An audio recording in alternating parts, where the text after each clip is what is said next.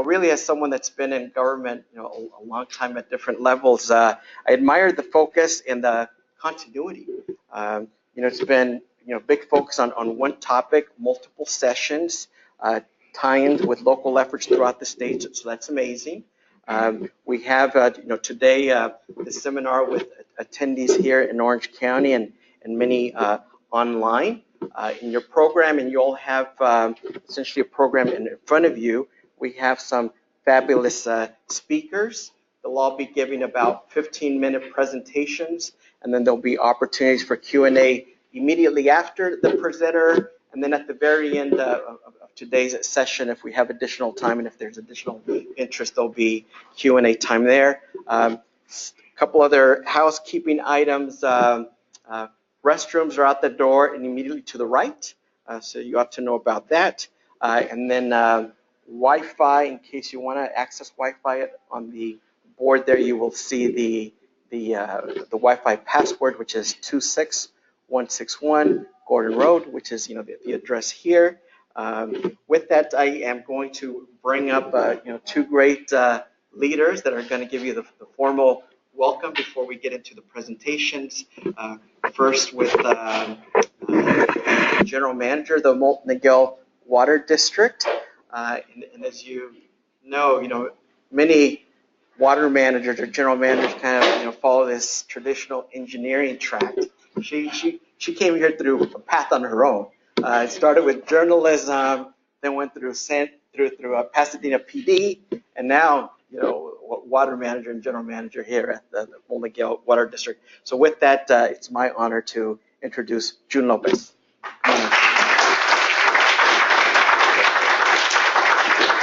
All right, good morning. I'm going to make this quick because you're going to hear from me again really soon. First of all, thank you all for being here this morning at Molten Water District. We are so honored and happy to partner with State Water Resource Control Board to put on this great seminar. And STORMS, if you're not sure what it stands for, it's Strategy to Optimize Resource Management of Stormwater, a very big initiative at the State Board. And we really want to thank Jeff Albrecht and his team for being here, allowing us to do this with them, and creating this dialogue and greater awareness throughout California. So with Molten Water District, we have 7 board members, and we have 2 of our board members here today. We have Board President Don Froelich and our board member, Dick Fiore. So we appreciate their attendance, and we appreciate all of you being here. Because when you do these webinars, if you don't have people in the room, it's kind of hard because you're just talking to a phone most of the time. So I appreciate you guys being here in person. We have 165 people registered for this. So there are lots of people tuning in, attending. So we're so excited. There's a lot of interesting topics, and we will try to make it as exciting as the World Cup, so you're not missing. And the presenters get more fabulous as it goes later into the program. So it's just going to climb. So thank you again for being here. We really appreciate your attendance. And Jeff, say a few words. Yes, Jeff is coming up, and I asked him about how he got assigned down here, and they have a team that's working on this STORMS seminar, and he was lucky enough to be the leader for this effort here. So we have him down in lovely South Orange County, and Jeff is the water resource control engineer, but a big part of this STORMS effort. So let's give him a round of applause and a welcome.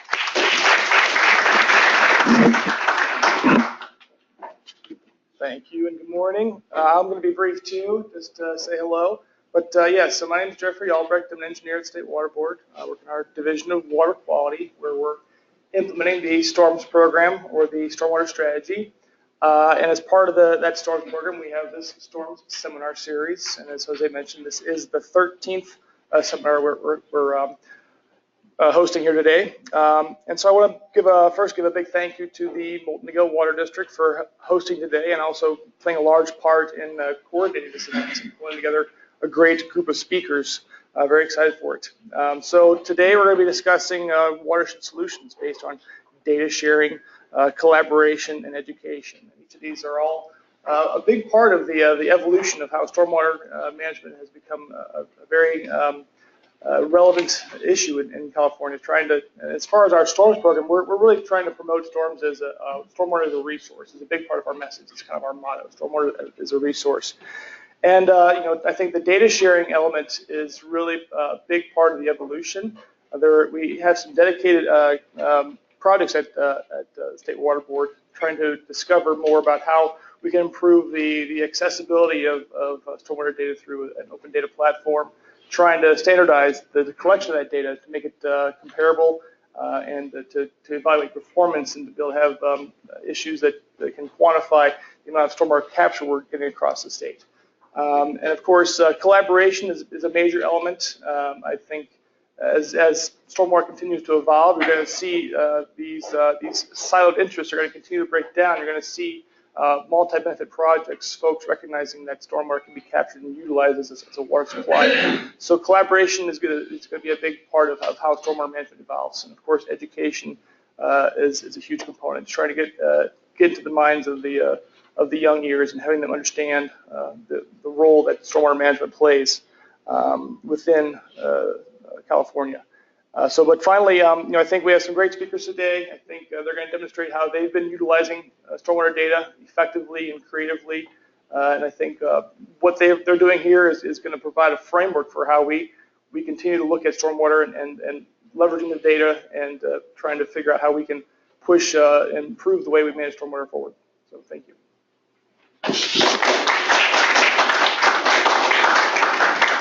Okay, thank you, Jeff.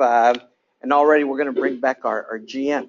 She has a great presentation for us. The screens up here are the slides, and the webinar folks will also be seeing the slides.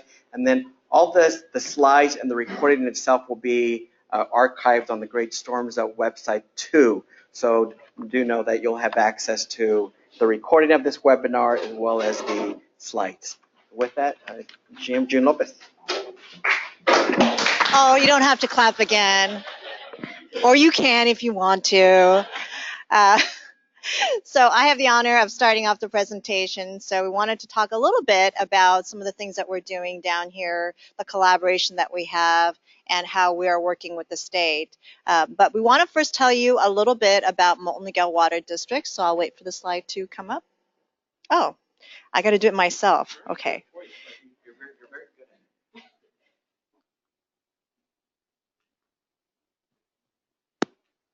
See, this is why I'm going first, to work out all the kinks.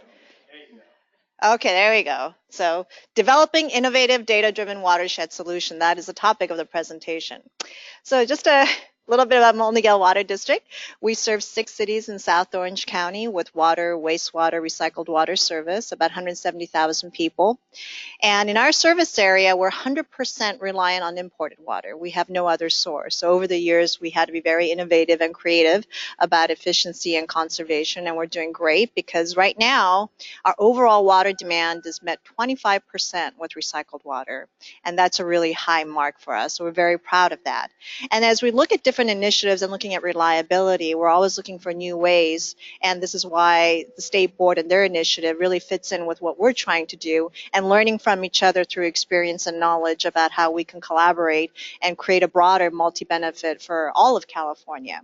So in our service area, we have 160 storm drains. In all of Orange County, there's a total of 400.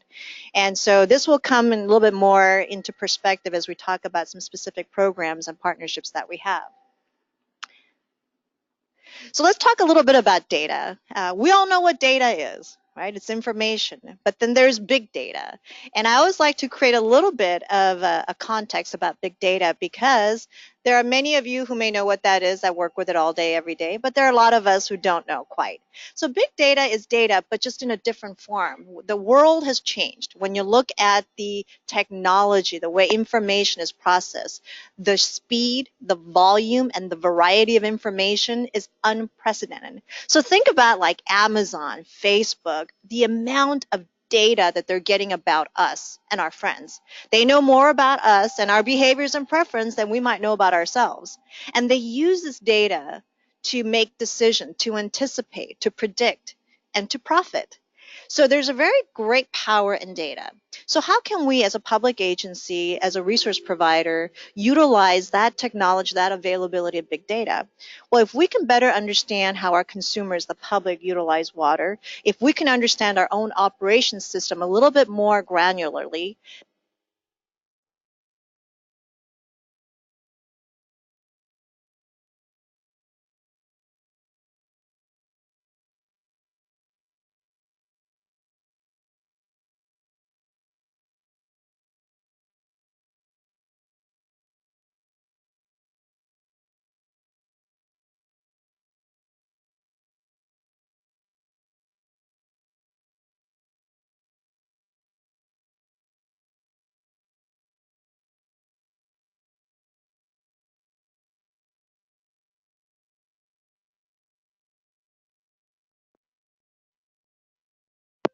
so when we talk about big data is we have to get all that messy but available data together, basically clean it so that we standardize it and centralize it, deposit into a place where we can start pulling out some very comprehensive and analytical data. So that's sort of what we're talking about as far as data sharing. Now, I always tell people I'm not a data expert, I'm a data advocate. I have data experts like Jonathan here. And Jonathan is actually a coder, and I didn't quite understand what he did. But just to give you an idea, when I talk about centralizing and cleaning data, we had 73 million sets of numbers at the district all over the place. So he took 73 million sets of numbers, built a code, cleaned it all, centralized it into one place, and from that we were able to pull all this information that has allowed us to make some incredibly informed decision. So I like to give that little bit of a context because when we talk about data and big data, I think that's pretty foundational in understanding where we go from here. So how have we used big data? So we used it for achieving financial resiliency. During the last historic drought, agencies across the state lost $700 million in revenue, and it was experiencing a lot of heartache. But for our agency, we were able to be whole. And that's because a lot of work went into it. So with this data that we have, that we really understand customer usage and we understand the water usage in our service area and how the variation of might that affect our revenue, we were able to do a lot of scenarios and build a rate structure that was very resilient. We developed cash flow models, we developed dashboards all in-house. And typically in the past, as other agencies, we would have consultants that come in and do the rate design and cost of service. They would build a model. Sometimes you knew how to use it, sometimes you didn't. Sometimes you used it, sometimes you didn't. And so when you build this in-house and have that in-house continuity, it really helps to build a financial resiliency because long-range financial planning requires understanding of how the revenues are flowing, how the customers are using, what amount is fixed, what amount is variable. And so that kind of continuity, having that in-house has been very powerful for us. So with these models that we were able to build, we could anticipate different scenarios and try to pinpoint which is the right place to set our rates and which is the right way to look at our financial planning going forward and having a really good lookout. Maximizing reliability. Now we know most agencies can show this big graph that says, since 1990 to now, despite the population growth, we've been able to keep our water usage low or even lower, right? That's great, but that's all very aggregate. Do you know exactly who's using how much? What part of your population is inefficient? What part is? Having that kind of targeted information can be very powerful. So we have a budget-based rate structure at Molten. And this really plays nicely into the data because we're able to understand individual customer usage and really know which household or which business is being efficient or inefficient based upon the customized budget for the need of that particular customer. So then we're able to better target maximizing reliability because when we talk about reliability, it's really a combination of demand management and new supply development, right? It's not just one or the other. But what is that proportionate balance? Because if you haven't maximized your demand management or done as much as you can, then the projects that you contemplate could potentially be oversized. And in an era where now we have, through state regulations and legislation, that there is an impact to how water is required to be used, you don't want to experience this ongoing conversation about stranded assets and capacity, which we talk about right now. So from that standpoint, right-sizing projects by understanding the demand, understanding opportunities for efficiency, also makes for a very cost-effective decision. And that's part of the reliability discussion. It's no longer about just make as much water as it's needed. There is a requirement to be efficient. It is a new era, so we have to strike that balance. Supporting strategic policy decisions. This is something that the elected officials really, really can embrace, because a lot of times we ask you to make these big policy decisions and you wonder, is this the right thing? And what will the public, the customer, say about this? What is the level of impact? If I change the rate structure, or if I change the amount of indoor usage, what would that look like? So I'll give you an example. With our recent rate structure adjustment redesign, we reduced our indoor gallons per person per day from 60 to 55. And of course, the question from our board was, how many customers will that affect? Because anytime you take something away, people feel nervous. Oh, you're cutting further down, you're taking more away. But with data, we were able to show actually in our service area, by and large, majority of our customers were using actually 50 gallons per day. And we were able to define the level of impact of going to 55, both in terms of cost and usage. And that gave them the assurance, okay, this is the right spot. Because how do you know 50, 56, 57, 60? Where do you fall? Without good data, they're making decisions based on anecdotal, based on aggregate, but without the ability to really speak to the constituents and say, we've looked at the information, this is what we understand, this is what we analyze, and this is what we decided, and this will be the impact. Being able to tell that full comprehensive story, provide that explanation, goes a long, long way. So much so that in our service area, as I said, we have 170,000 people. This rate redesign that we had was our best effort ever. We only had 3 protest letters. We had people in the audience thanking us. We had people appreciative because, again, we did a lot of outreach based on the data that we had. We knew that the HOAs or the businesses that would be affected by the rate, so we would go to them and talk about it before it went into action. So these are the kinds of values.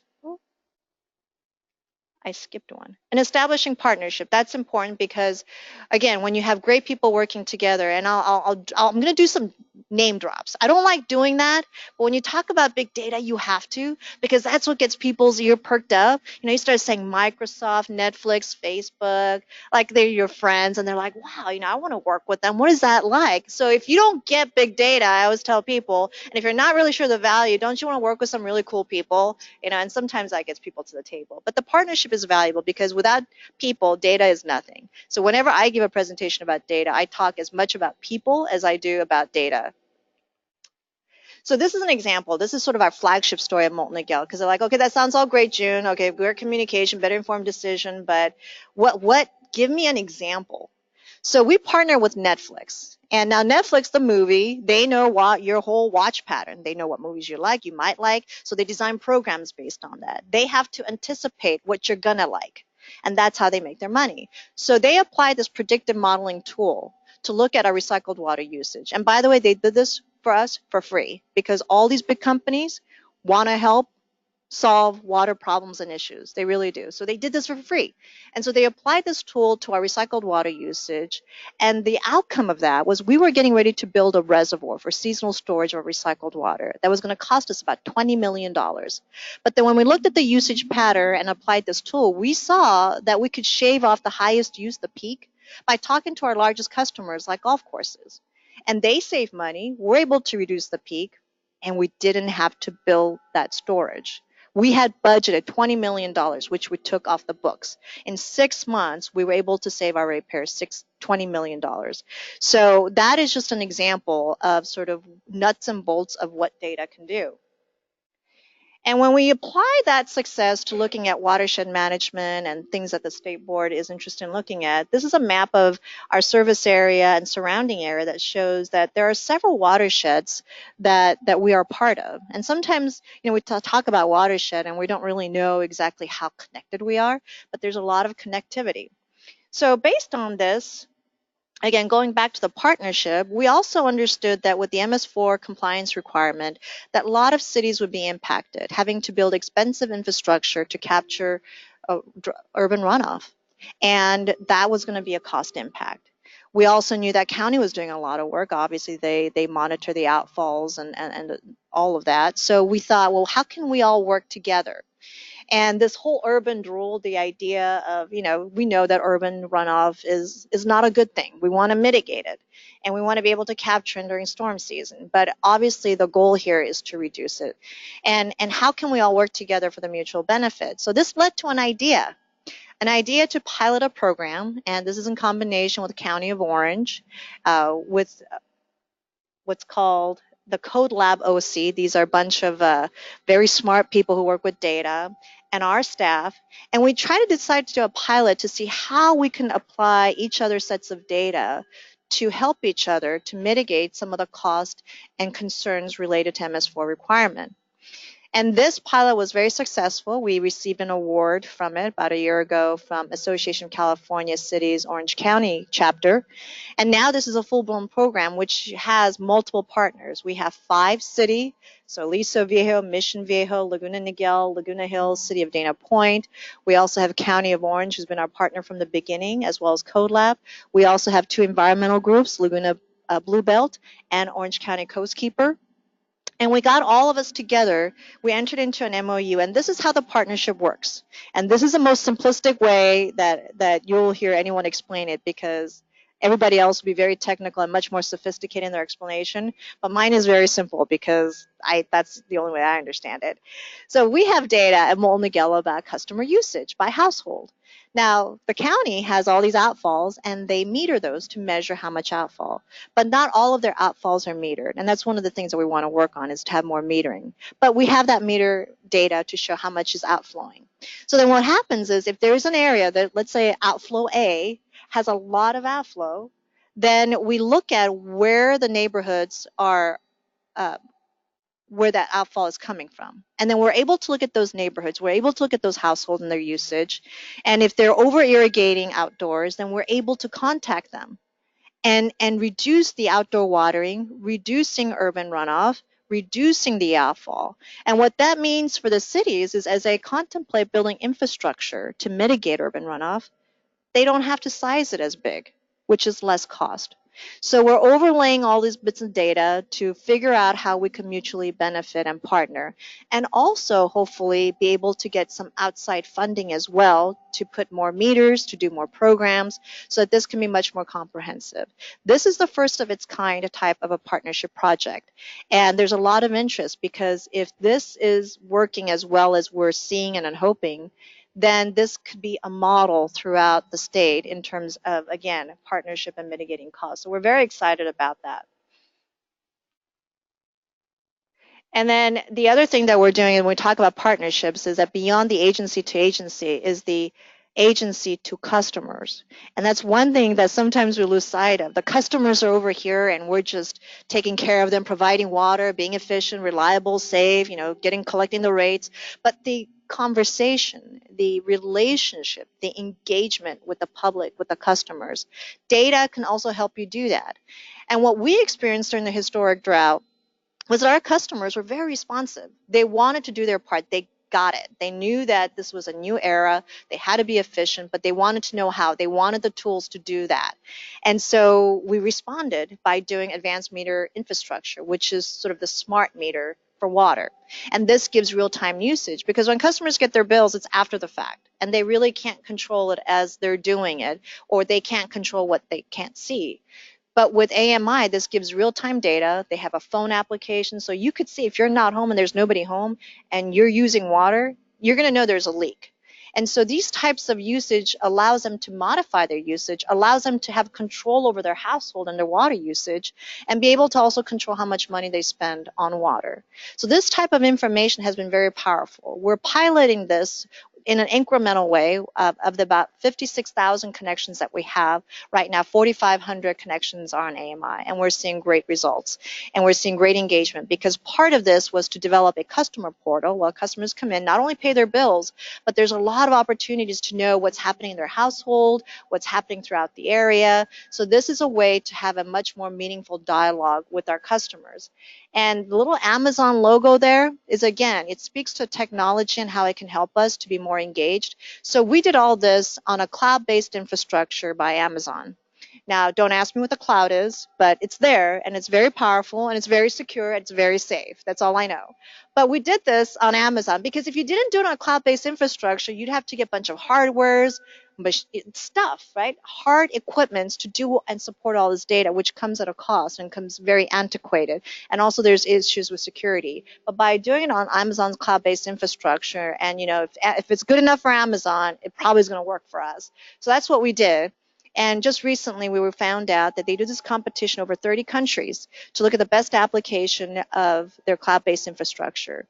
We are top 4 in our category. So we will know at the end of the month where on the top 4 we rank. But it's really exciting because, again, we're using something that's helpful, cost-effective, and we're building incredible partnership with folks like Amazon and trying to figure out how we can work together. So, and the conclusion, how can data help you?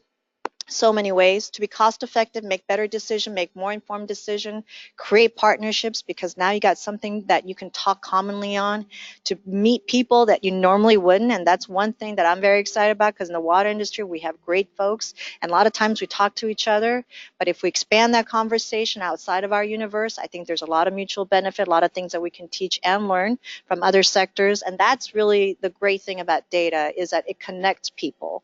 And that's, to me, the most important part of why we feel so strongly and believe in data, because it does bring people together. So with that, that is my presentation. And I thank you for your time. And the upcoming presentations are excellent. So I'm very anxious to be the audience. You can take a few questions as well. Let's round of applause there. Yes, let's.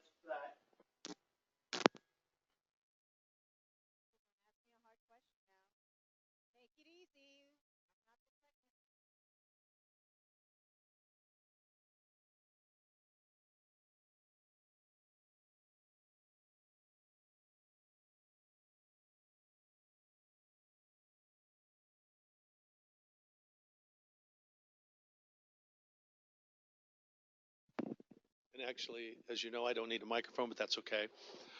Could you go back to your first slide, June? I can call you June, right? Yeah, I'm just kidding. You know that.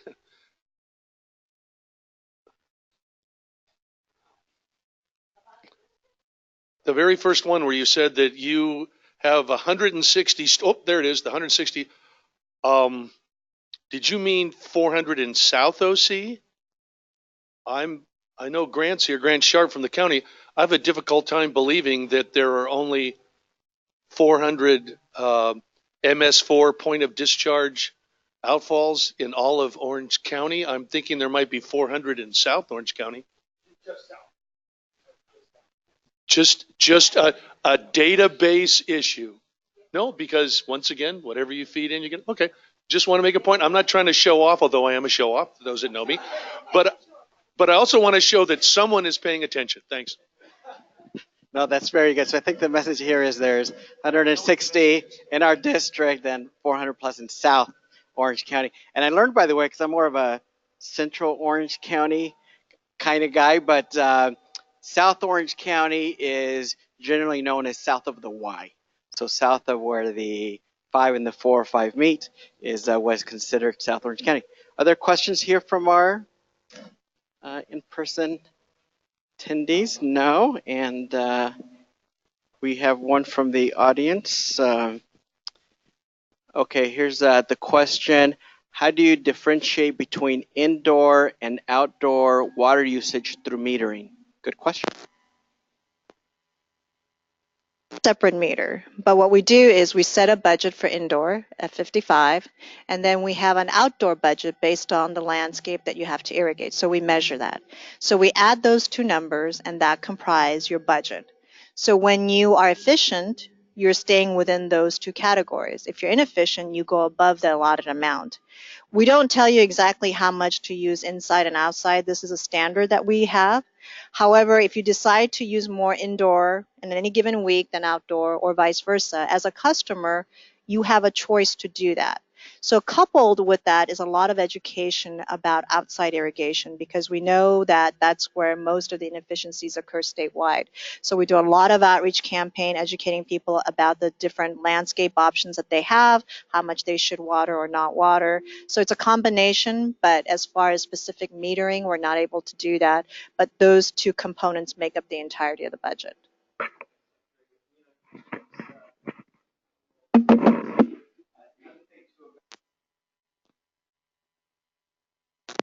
Getting the data, using the data, given all the great work of the district and the board, Molten has the lowest average water rates in South Orange County. And they've had that for a while. So that really speaks to the leadership of the general manager and the board. So I wanted to point that out. Next, we'll continue to talk about data and all the great things we could do with it. I was kidding around with our good friend Charlie Wilson with the Southern California Water Coalition that people always ask, okay, well, you got this great idea. Where's the data to back it up? Well, I said, here's the person that has the data. He's compiling the data. It's there. We're putting it to good use. We're inviting up Patrick Atwater. He's the project manager for the California Data Collaborative. And he's, has seen this project from the get-go. So we're very pleased and honored to have him here. Welcome.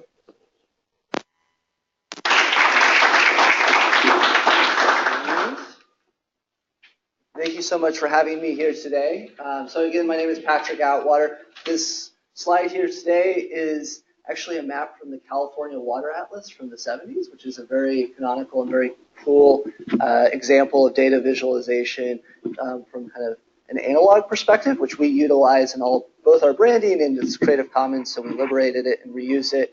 And it kind of goes to show you that I think a lot of what foundationally with this project, data, as June is saying, it's not new. What we're talking about is often new digital tools, and we try to build on that kind of long tradition of, kind of visionary thinking and technocratic excellence in the water industry.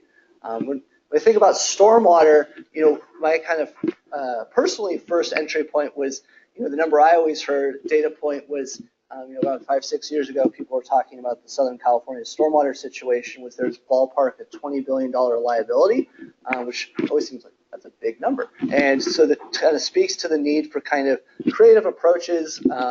And a lot of what we're talking about with this data, we're really talking about what I would kind of say is kind of codification of common sense so that we can achieve a lot of the goals that we have with stormwater in a cost-effective way. Because it rains where it rains, not necessarily adhering to the jurisdictional boundaries that we draw on a map. And the California Data Collaborative was really kind of designed by and for water agencies to address many of those kind of fragmented jurisdictions. California has around 400 plus major urban water retailers across the state. And we were launched really kind of with the historic focus with, there was a very, very historic drought. And there was a wide array of folks who kind of saw the drought and then getting basic information about how much water is being used where and when was very difficult. And everyone from the White House to the Western Governors Association to the California Council on Science and Technology said, right, we really need to invest and modernize our underlying data systems. And was really blessed and lucky, to have a coalition of visionary water managers, including many in this room, Molten, Miguel, Santa Margarita, Western Municipal Water District, who said, all right, let's not just talk about this, let's roll up our sleeves, let's improve that reality. We have a problem, let's deal with it. And built a common kind of shared services model to pool data across local water utilities and invest in kind of future supply reliability. And so this is the underlying platform that we've been able to develop in the kind of big long-term value proposition is when you're looking at something like how we achieve urban water efficiency across the state. There's with 400 plus jurisdictions, it's really important to have kind of a common set of facts. And you can see this both in terms of the previous, there were a lot of, if you talk to Tim Quinn from Aqua, you would talk about sort of the Excel spreadsheet wars with how the 25% was allocated. And now there's a lot of data issues with the governor's new framework, which is just legislated to make water conservation a way of life. And that is really important, particularly when you get into the details of the data. There's multiple benefits there that I'll talk about later that intersect very heavily with stormwater. And one of the things that we've done is, provide planning tools to kind of support water agencies. And, there's a lot of new uncertainty in terms of both potential regulations, or not potential, regulations coming down the pipeline, but also what does that mean for you and how do you achieve that in terms of this new water budget approach across the state.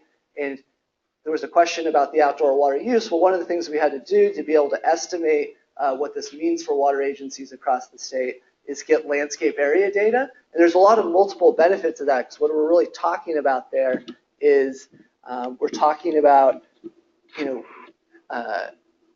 lawns, we're talking about impervious area, we're talking about trees and shrubs and other vegetation. And, we need to know how much water could be, is irrigable, that could be applied to irrigate. And in terms of, for when we're looking to set a water budget, but having also that impervious area is really critical when we want to be able to understand what's the runoff potential. So, the state is kind of looking, has started to embark on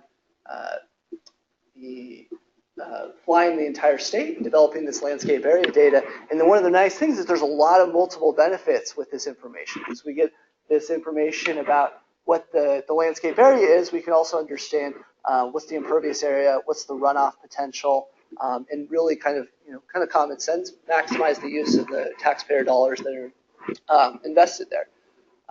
One of the things that June was talking about was there's benefits from having this data that's been integrated across in terms of how you model and set rates. So we've developed some tooling, some open source tooling, and it's kind of cool. Jonathan called out, we developed this tool in collaboration with the Molten rate team, and to be able to set water rates, and that's been redeployed for our other agencies to be able to kind of model and understand their existing rate structures. And there's also kind of a lot of exciting new developments on the financing side of both stormwater and kind of water efficiency and water conservation. The Government Accounting Standards Board recently came out with a new ruling that enables capital funding for kind of what they're calling distributed infrastructure. And so we collaborate a lot with the Water Now Alliance, which we do our kind of annual water data summit on, but they have a bunch of new kind of blog posts that do better justice to that. And it gets really, really nerdy in terms of, kind of the intersection of data and then kind of arcane municipal finance. But that it's really important in the sense that means that, you can use capital funding to invest in things like distributed stormwater projects, conservation programs, and how you can achieve that in a cost-effective way. So that probably will follow up with there's some nice blog posts that articulate what that means for water agencies. And continue with kind of the theme of multiple benefits with particularly some of this landscape area data is, being able to have facilitate these kind of interjurisdictional collaborations where, there's an agency that has one kind of piece of the puzzle when you're looking at something like stormwater in terms of what's the actual urban use, what's the urban outdoor use, what's the overuse, and then also, you have different agencies that have another piece of the puzzle in terms of the outfalls of the sensors. So we help kind of leverage our platform to help facilitate that. And one of the important things here, just as as we look at, stormwater is a much larger challenge than across South Orange County in terms of the Southern California and really the state. Is that this is having kind of the infrastructure in place so that as these models are proven out, that we can kind of replicate them and help address kind of that big landscape challenge of prospective what's been estimated as a $20 billion liability. And as we kind of do that and think of creative solutions, we've done a couple of pilots in terms of leveraging some other creative data sources that have been featured in kind of Fox News Smart Cities, and done some other pilots to look at this is an image of a street, and then doing, if you ever see like Facebook, they do that thing where they say like, hey, this might be so-and-so, or they do these what's called computer vision detections, where you say like what's in an image. So what this is here, it sounds fancy, but what you're talking about is really like, you can actually see, I can't put it out, oh no, I blew everything up. On the right, there is a little storm drain, and then on the left, you can see kind of a lawn, and you can see the road. And so, the point being that a lot of these things, we talk about them kind of in general terms, but like it's actually very common sense to be able to understand, okay, where are these things? Like how much lawn is there? And there's a lot of creative data sources in terms of, if you see Google Street View cars driving around, and we've been leveraging those, that kind of imagery to be able to understand where there are these opportunities for creative solutions. And this is the kind of last, kind of, as Drew was talking about, there's a lot of opportunity to kind of bring in new talent and new creative approaches. If the story of this map is, this is actually was something that an intern at Facebook put together to visualize the global connections. And this is something they did over the course of a summer, which is something that kind of wanted, I don't know, it's kind of interesting because it's kind of crazy to think of all these different people, but then kind of highlight some of the opportunities and some of the connections we've been able to kind of develop people from all over the place in terms of being able to bring talent to kind of help support water managers in meeting many of these very key objectives. It's also been very beneficial both ways. I think a lot of the folks, the technology companies, there's if you talk to William High, who was the senior data scientist at Netflix, from that story, there was a lot that he was, that kind of appreciated about kind of the water industry in terms of, kind of a two-way street with lessons learned. So with that, happy to take any questions. The kind of key points are, one, there's some very mission-critical data sets when we look at stormwater across the state, things like this landscape area aerial imagery data that the state is already investing in. And there's an opportunity for multiple benefits with that data, which is really key to kind of both leverage that in a cost-effective way and also to kind of get achieve a lot of the stormwater benefits that we want in a cost-effective manner. So with that, happy to answer any questions.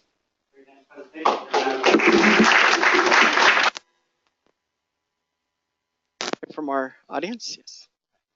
Steve Deshawn, South Coast Water District. Very interesting presentation. Is this data tied into asset management or CMMS, or is it tied in with any of the maintenance or the operation of the district, or is this primarily financial?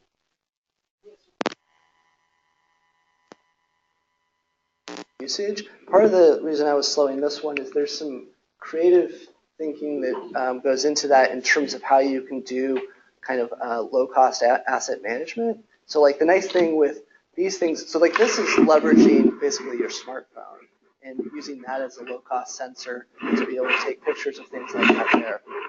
What Fox News was talking about was how you can measure like road conditions. So there's things there. So there can be kind of there's a lot of opportunities for sort of an integrated approach to measure asset quality conditions. It's sort of a different philosophical approach than perhaps we traditionally think of asset management, because with these sorts of things will be candidly like less precise, but the opportunity is that they're so low cost in terms of these sensors that we can do them very frequently, and we can get an accuracy there because we can kind of measure all the time. So we can see not just roads or like stormwater outfall, but other assets. There's there's opportunity to use the same kind of technology there.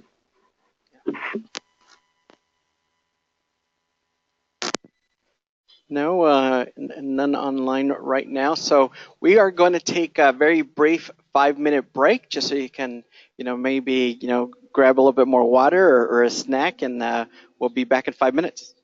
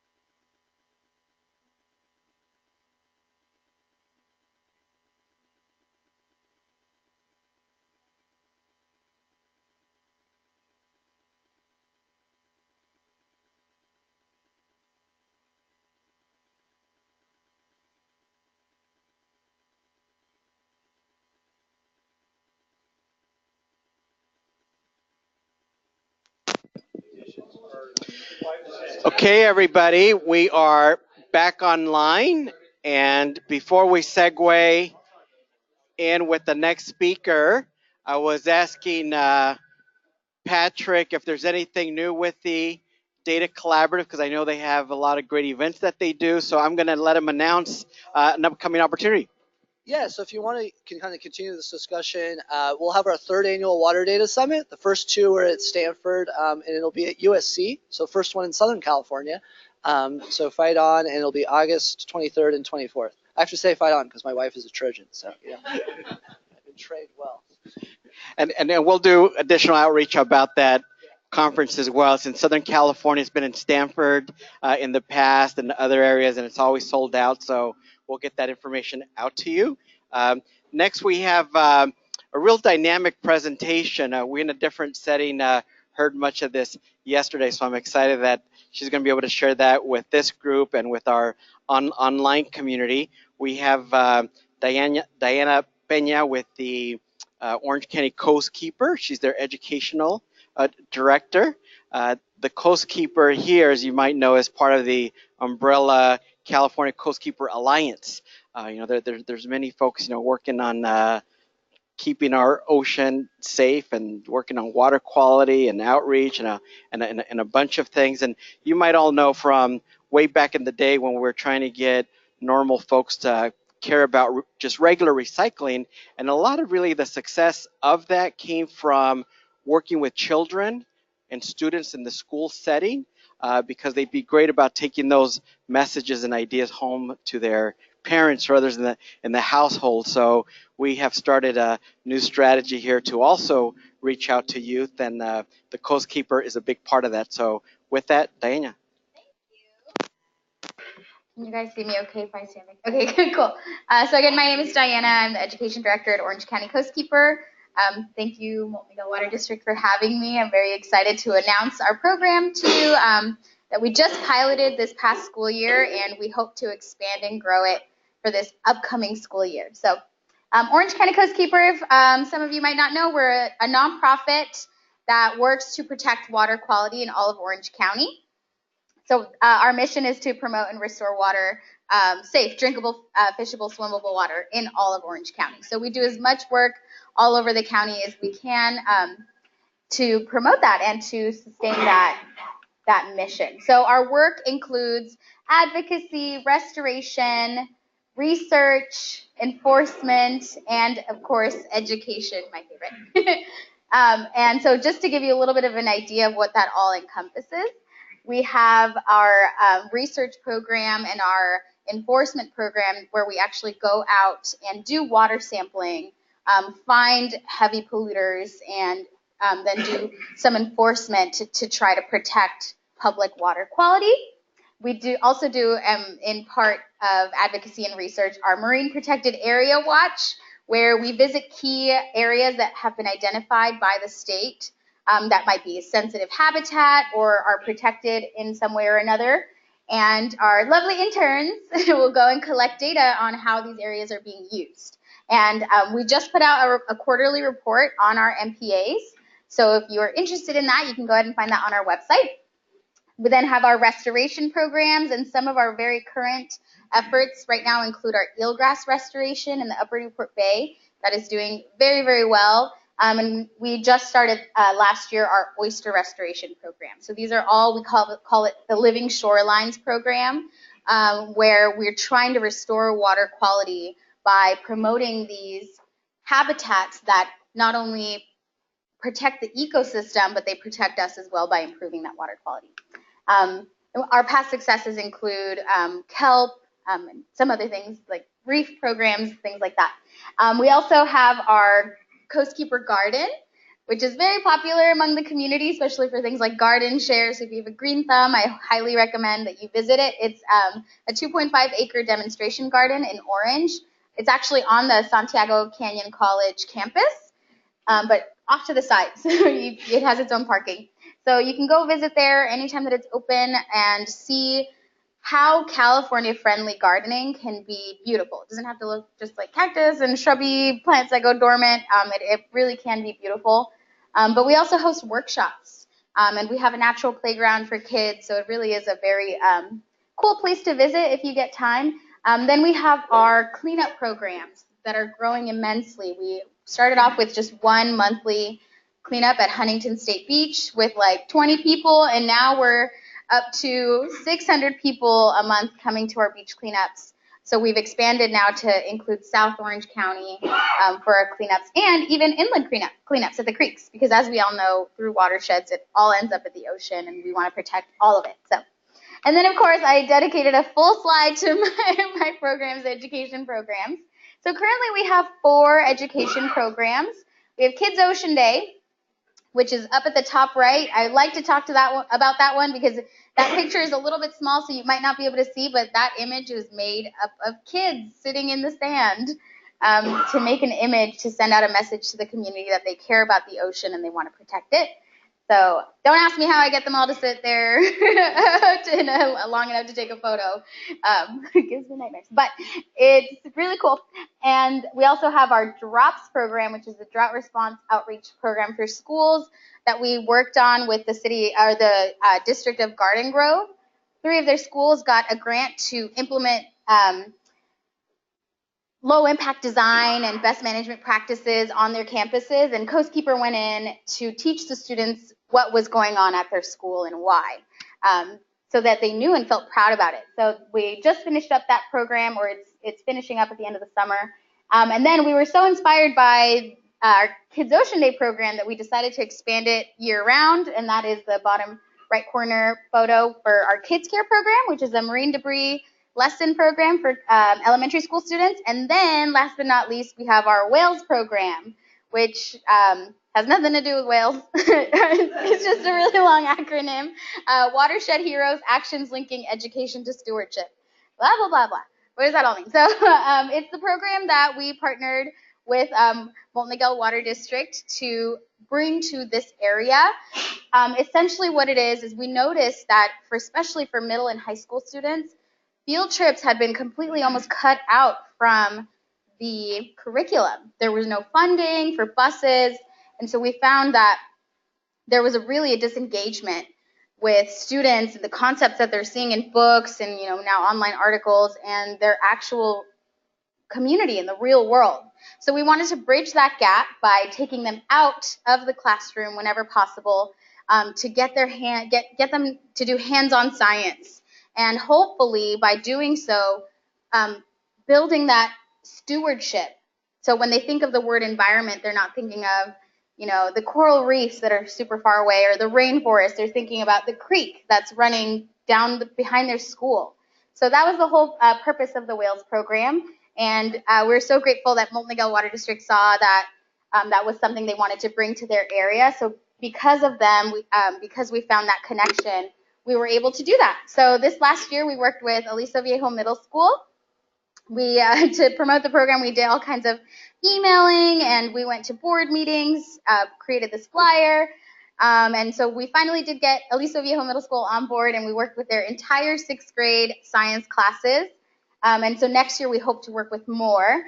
But here's kind of the gist of the program. So we started by going into the classroom a day or a couple of days before actually taking them out into the field to introduce them to the concept of the watershed, how they're connected, the value of protecting the water quality, and all that good stuff. And I actually have some slides to show you guys that we showed them.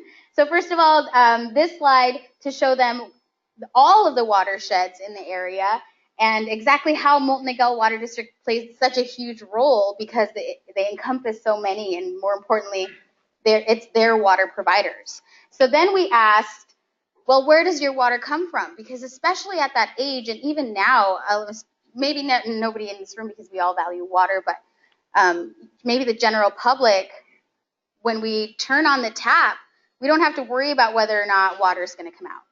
We don't have to worry about whether or not we have to boil it or filter it out, right? Because Molten Water District is doing such a good job, right, at making sure that all of that is happening.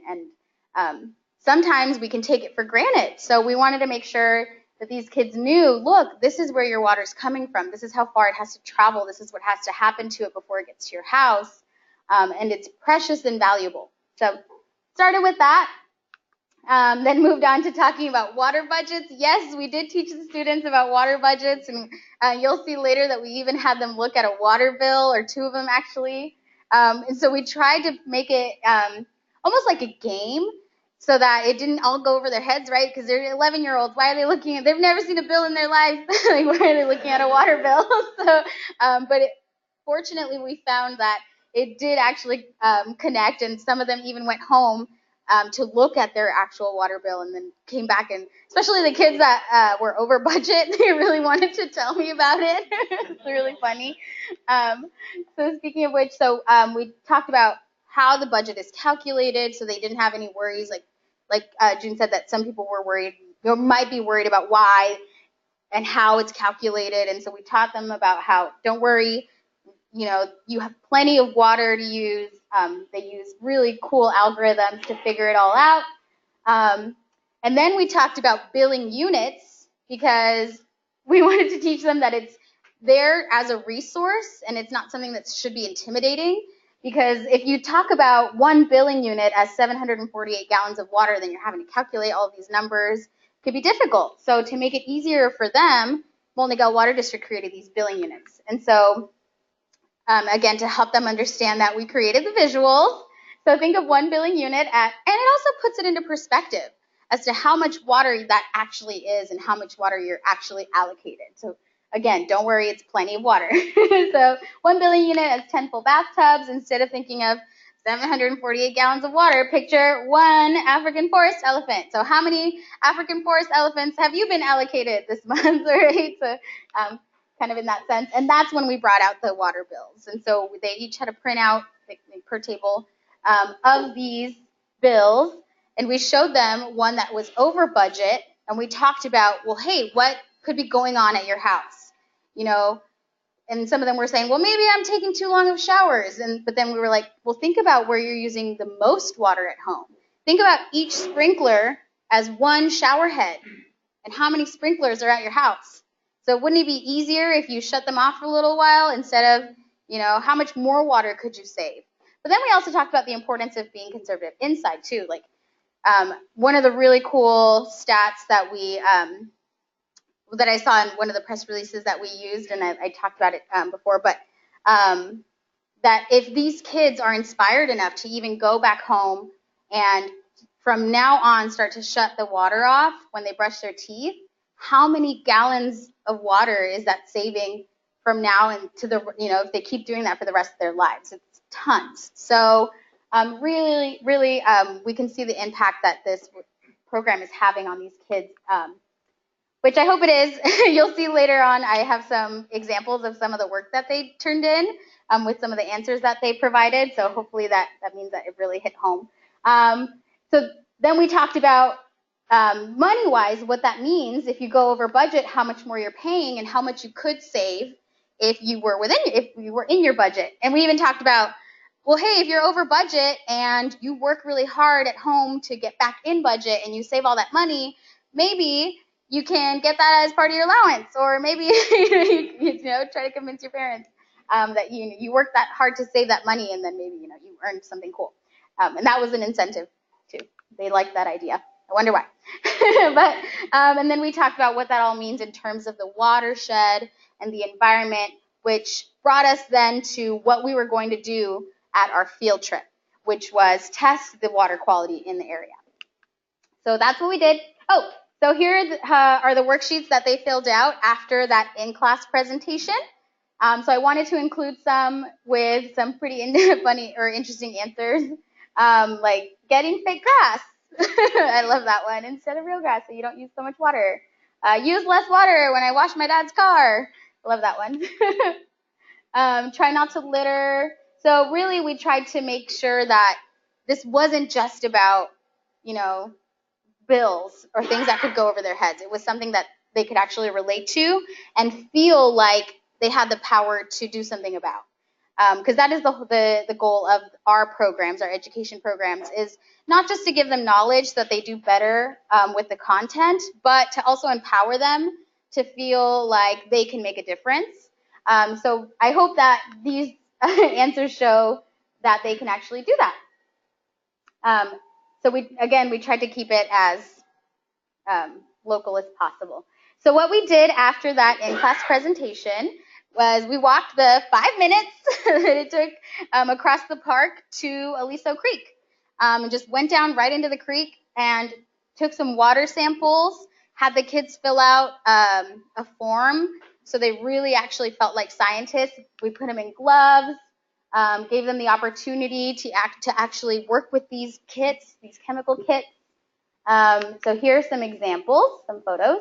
This is a student actually grabbing the water sample. Here they are getting to do the test. Answering questions or volunteering to do the test. I loved the enthusiasm. That was one thing that because we normally do these water quality tests with high school students, and this is 6th grade, so I was worried that maybe it would be a little bit too much or they wouldn't be interested, but as you can see, they were eager to participate, eager to answer questions, and really get involved. So I love showing these pictures because you can really see on their faces like how much effort they were putting into trying to be accurate in their readings. Here's another example, like all 3 of them with their heads together, so cute.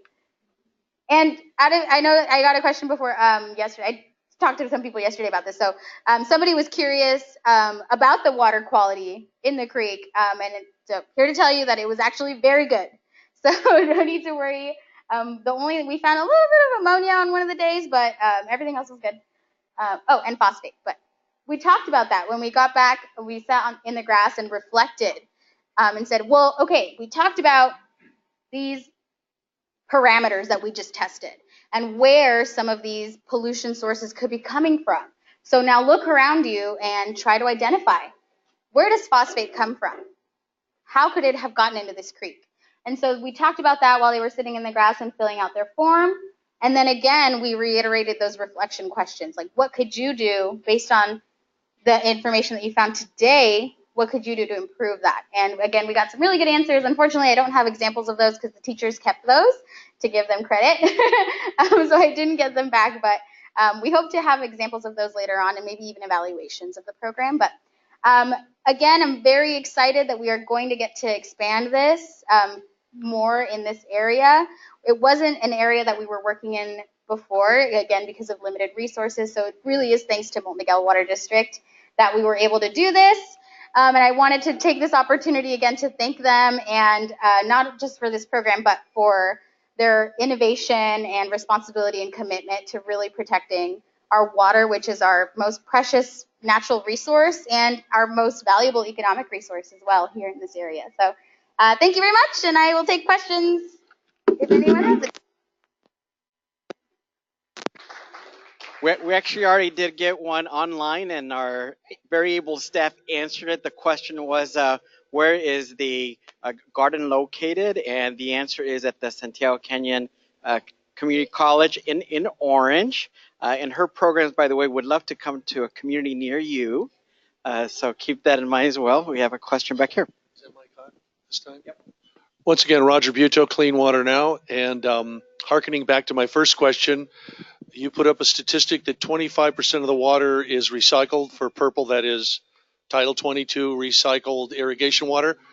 Number one, where did you get that statistic? And number two, I would assume that statistic would include the area. Excuse me, I'm not through. What is the area in question? What does that include? Is that South OC, Orange County, the state, etc.? Molten Water District. They got it off their website. Specific with that because you can avoid people like me asking these questions. Oh yeah, well with the students that actually received these lessons, we were specific. Just treat yeah. like you would the South Park kids. You No, I have not. Here at Molten, we mainly import our water, but we're very happy with the water conservation efforts, and 25% is a percentage of water that we Purple pipe. Other questions here? Here. Thank you for the presentation. Is this on? Yeah, okay. How did you guys fund the program? Was it through Molten Miguel's budget or a little bit of grant funding or both? Most of it is funded through grants, but a lot of those grants fund work in different areas. and we weren't in Molten Miguel's service district very much. So Molten Miguel saw value in this program and decided to fund it to bring it to this area. So all of our work in this area is funded by Molten Miguel Water District. We're very grateful. Here in our district, the Orange So it has an inland component, the Inland Empire Waterkeeper program, and they're great at branding. One aspect of it is that they call folks in one of their programs river cats. So that's great because these watersheds, we're kind of downstream and near the ocean, so it's important to do the inland work as well. We have a question here from the State Water Board. Yes. So Jeffrey Albrecht, State Water Board. So thinking of my own school district, I know our teachers tend to get very focused on meeting their own curriculum needs. And so they don't have time to go outside for field trips or these kind of cool activities. So I was hoping that were you all able to tie into some of the curriculum and help them meet some of their check some of their boxes with this program? Main goals. Actually, for the Whales program, we have an entire menu of what the field trips they can choose from, and all of those have the standards that they align with at the bottom, so that they know that we're there to help. We don't unnecessarily, of course, we don't want to take time away from things that they should be teaching and learning. The kids should be learning. We want to enhance it. So a lot of times the comments that we get from teachers is that they would love to do things like this, but they don't have the time, again, to plan it and even implement it. So that's where we come in and say, well, hey, we'll do it for you. All you got to do is show up. So yeah, we really make sure that it aligns with their standards. And right now we're working very hard to make sure that we're aligning with the new standards, the next generation science standards. So, but we're finding that they really do cater to work like this, group work and outside, and community-based learning and things like that. So we're very fortunate. Any other question? Not, let's give Diana a round of applause.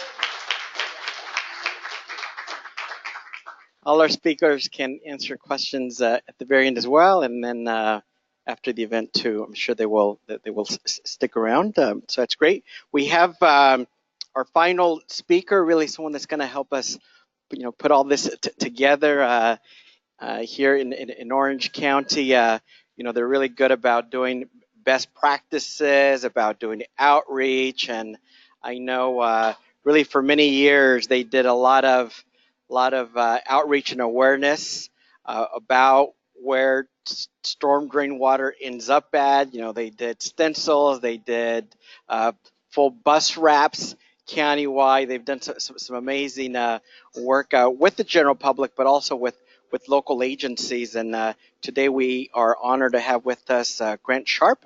He is the manager of the South Orange County Watershed Management Area for the County of Orange. Welcome, Grant.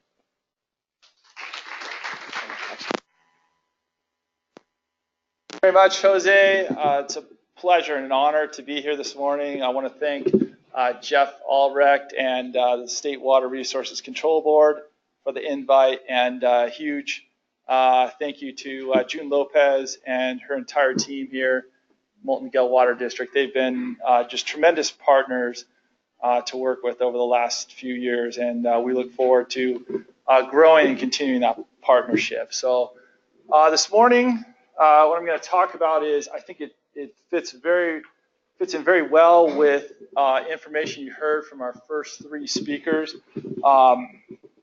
And I'm going to talk about how we're using some of the data information surrounding water use, water conservation, and we're tying that into management of urban stormwater runoff. So in order to set the table for that discussion, just briefly, I want to provide some background information on a plan that has been developed for improving surface water quality in South Orange County. It's called the South Orange County Water Quality Improvement Plan. This is still a proposed plan. It has not been approved by the San Diego Regional Water Board, but we are working with them very closely. We feel that it is a good, solid plan, and we're hoping that it does get approved very soon. What I'm going to talk about after real brief information on that is I'm going to get into a special study that is a component of that water quality improvement plan, and then the development of an application that will actually be a companion to that special study. Okay, so real quick, the South Orange County proposed water quality improvement plan. The way this plan was developed was through an assessment of the existing watershed and inland surface stream water quality conditions. We were able to, using a lot of integration of data, we were able to prioritize what the priority water quality conditions are. We did a call for data, solicited data information from really any and everyone out there. We were able to synthesize a lot of that data and establish what the priority water quality conditions for the overall South Orange County watershed management area are. From that, once we were able to establish what the priorities were, we were then on to the next step of identifying, okay, if these are the problems and the priorities, what are the numeric goals that we need to achieve in order to address those problems? So along with those numeric goals, we developed strategies and schedules to actually meet those numeric goals. And then, of course, in order to track your progress, you have to have a monitoring and assessment program that can provide that feedback as to how we're doing on an overall basis within the watershed management area. And then from that monitoring and assessment, you need an adaptive management component to make adjustments, to make changes to your strategies and schedules if need be. And this water quality improvement plan was by no means something that the county worked on alone. We worked with our 11 partner cities in the South Orange County watershed management area, and there was a lot of stakeholder input throughout the nearly 2 years that went into developing this plan. And real quickly, you can see on the slide, for those of you on the webcast and in the room, what you're seeing here are representation on the map here of the cities, but then the outline boundaries are the individual watersheds of the watershed management area. Now the gray shaded area, those are the urbanized areas that are tributary to those watersheds. So really the strategies that I'm going to talk about, they focus on those gray shaded urbanized areas. That's where the infrastructure is in terms of the urban stormwater runoff. So the high priority water quality conditions that were identified for South Orange County, there were 3 of them. First one, pathogen risk. It really gets to the use of recreational water bodies within the South Orange County area, making sure that those water bodies are safe and healthy for humans to recreate in. And the focus of these strategies is really on controlling sources of human waste to the storm drain system. Second water quality high priority condition is stream erosion. And the focus here is on rehabilitating or restoring streams that have been impacted by that urbanization, which of course affects the hydrology of the tributary area. So that can have an erosive effect on the stability of that stream. And we see a number of areas of South Orange County where the stream beds are actually physically changing because of the urbanization that has gone on in the tributary areas. And then the third high priority water quality condition is unnatural water balance. And this is where we have a lot of overlap with our partnership, our partner water agencies within the South Orange County watershed management area, because this is really focused on dry weather runoff and eliminating that dry weather runoff. So all the over irrigation that you've heard our previous speakers talk about, these strategies within this track really get towards addressing that. So the key elements of implementation of this plan, we of course have the strategies laid out within the plan. Many are on a watershed scale. Some will be on more of a smaller catchment or perhaps even jurisdictional scale. But it's going to be really important as these strategies are rolled out that we track progress to understand, are they working effectively, or maybe they're not working so effectively. We need a feedback loop information to tell us whether we're making progress or not. And the way we're going to do that is through a monitoring and assessment program, followed by an adaptive management component so we can adjust accordingly. And maybe strategies will need to be tweaked. Maybe they're not going to work so well and they can be eliminated altogether. We move on to something new. But this is really the classic sort of adaptive management feedback loop that is built into this plan. Now, what's going to inform this whole process are the tools and data sets, some of which you've already heard talked about. You've heard Patrick talk about some of them. I really like the way June talks about big data. Like June, myself, I am not a data scientist or a data expert. I am a data advocate. So I can really relate to June where... that's right. Or I've heard the term, a data evangelist. So maybe I'm somewhere between advocate and evangelist. So really, it's implementing a data-driven program that can inform decision-making is going to be very critical to the success of this plan. Okay, so now I'm going to move on to discussion of a special study that was written into this plan and a application that's under development that is going to support that special study. And we have some partners with us who are working with OC Public Works and the 11 cities of South Orange County in developing the application and fulfilling this special study. GeoSyntech Consultants and their partners are Sitka, who are doing some of the heavy lifting in terms of the development of the actual application. So the special study that was written into the plan, we understood that in order to be able to track progress and whether or not these strategies are working effectively or not, we needed to have a good underlying foundation, understanding how water moves through the urban infrastructure, stormwater runoff. I want to clarify, I'm not talking about wastewater or potable water here. We're talking about how does urban stormwater runoff move through the system. It's important to understand that. It's important to understand where assets are. We had a question earlier from Steve Deshawn about asset management and understanding where assets are and how they interact with, in this case, stormwater runoff. So understanding that, and so the first piece of this really is building a comprehensive drainage infrastructure data set.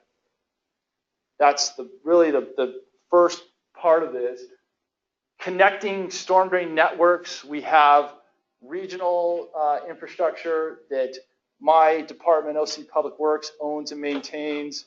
Then we have local drainage infrastructure that ties into that network. Understanding how all that connects and water flows and moves around, that is really critical. The next piece of it is understanding where are all of the water quality assets. We have a lot of infrastructure that's already in place that actually receives stormwater runoff and treats it, infiltrates it, captures it for harvest reuse. We don't know where all that infrastructure is. I hate to be the bearer of bad news, but as stormwater agencies, I've got to be honest and forthright in saying that we haven't done a great job at asset management. We are not, speaking for my department, we are not a utility. We have not been, we have not sort of, as our wastewater and water supply partners have been very good at doing asset management. On the stormwater management side, it has not been a fundamental part of managing stormwater. So we understand that we need to know where these water quality assets are. We need to understand how they connect to the drainage infrastructure. So the first piece is the drainage infrastructure. Second piece is understanding where these assets are, but how do they connect to the existing drainage infrastructure? And then, what is the condition of these assets?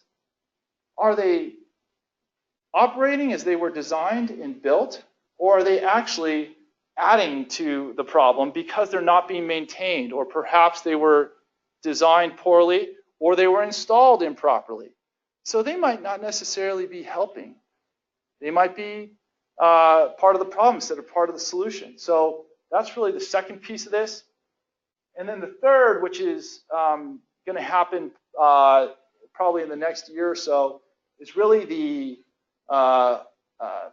quantification, the modeling of this, where there is going to be a pollutant load reduction estimation piece to this, where once we understand how stormwater travels through the system, and we understand how the water quality assets connect to that, and we know what those assets are doing, then we can begin to quantify how much stormwater runoff is being infiltrated or treated, and we can model the load reduction of pollutants based on some of the monitoring and assessment information that we're going to be collecting. We will know how much water is being diverted. We have a lot of low flow diversions that are in place. So all of these data sets will work together and help inform our progress and quantify what these structural assets are doing. But then they're also going to support, we hope, they're going to support planning of future projects that hopefully will result in positive environmental outcomes in our watershed. So we have the three underlying pieces at the bottom of this whole framework: the drainage infrastructure, the assets, and then the modeling. The idea is all this information will help inform, and this is what I think Steve Deshawn's question earlier was getting at. Asset management, operations and maintenance through this this application that's being developed. We will, cities, other jurisdictions will be able to tie in, use data on the condition of these assets and the maintenance, be able to tie that into their own maintenance management system. This application is being developed on an open source platform, a web-based platform, so that it will be through web services. That information could be brought into a city's own CMMS system so that they can track the condition, the maintenance activities surrounding a water quality asset that they might have ownership of. The other side of this is it will help inform the implementation. How are we doing? It will hopefully be a way for us to report progress to the community, to elected officials, to stakeholders, to decision makers. And then this is down the road a little bit, but if all this is brought together and doing what it's supposed to do, hopefully this becomes a really important planning tool for collaborating with our partner agencies and other stakeholders on where to locate future projects, where we want to, multi-benefit projects that might have other benefits such as recreation, habitat, water supply, flood, but they might have a pretty good water quality benefit as well. We'll have the ability through this application to look at that, understand what that benefit might be, and make decisions about, is this a project we want to collaborate on or not? So where are we at right now? We are, these are the various phases of this special study. We are just about at the beginning or the tail end of that first inventory module, that green arrow, if you will. We have not quite entered into the development of the modeling module, but we are at the point where very soon, in fact, in just a few weeks, the jurisdictions, our municipalities will be inventorying all of the water quality assets that they are aware of, and they will begin to be able to track the operation and maintenance of those water quality assets. We are working very hard right now on improving the drainage infrastructure data set so that we can connect those assets to that drainage infrastructure. But probably by the end of this year and starting in 2019, we'll begin to work on the modeling piece of this, the estimation of the pollutant load reduction. And then following on the heels of that, we will hopefully be looking at getting into a broader use case where we're using this application to actually plan for future projects. So this is a screenshot of what the actual tool will look like. It is going to be mobile friendly so that field crews will be able to, using a mobile device, actually go out in the field, and maybe it's during the course of their normal daily routine or activities, but once they identify a stormwater water quality asset or a best management practice, a structural best management practice, if you will, they'll be able to collect information, attributes about that asset using a mobile device. So things like trash capture BMPs. We have a lot of trash capture devices throughout South Orange County. Our partners at the Orange County Transportation Authority have been funding through a Measure M2 program, a voter-approved program. They have been funding the installation of trash capture BMPs for several years now. So we have a lot of BMPs out there that are targeting trash. With this, we'll be able to understand where all these BMPs are and capture information about them, attributes that are specific to, a lot of these are installed in catch basins. And so we'll be able to get information about what exactly they are, whether they're screens or they're nets or some other form of trash capture. We have a lot of low flow diversion and treatment systems in South Orange County. A lot of our wastewater agency partners are already diverting water into their sewage collection system at certain key locations in the storm drain system. We have ultraviolet treatment systems in place at a couple of different locations in South Orange County. We have some ozone treatment systems. All of that will be inventoried, and data and information about those systems will be captured using this application. Multi-benefit BMPs, such as wetland treatment systems, large basins where water is being harvested, even distributed type of systems, such as cisterns, can be inventoried through this application. So getting into some of the nitty-gritty of how this is going to work, the functionality will allow the user to record photos, upload photos about the asset. But more importantly, we're going to get data about the design attributes of that structural BMP. So we want to know, we're going to collect information about what's the volume of stormwater runoff that asset was designed to handle, or what is the infiltration rate? If it's an asset that is infiltrating runoff into the ground, what is the infiltration rate? And then from there, there will be a rapid assessment methodology built into this where the user can then make some quick assessments about the condition, the operational functionality of that asset. once we know that and we know what the asset was designed to do, we can make assumptions about what its performance actually is, and that's going to go towards the modeling piece of this, where with all that data, we'll be able to actually assign or estimate a pollutant load reduction or some type of infiltration estimation associated with that particular asset.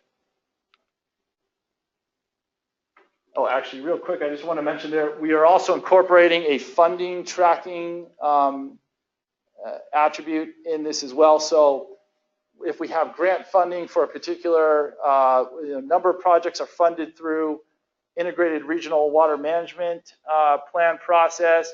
I mentioned already the OCTA Measure M2 funding, so we'll be able to track funding sources for some of these assets as well. Okay, so through this mobile optimized field workflow, we're going to have the ability to inventory these assets, track the assessment, track the maintenance, and then post-maintenance assessment. So it'll be very easy where the user will just be selecting from drop-down menus, checking radio buttons and things like that. It'll be a lot of very user-friendly data collection.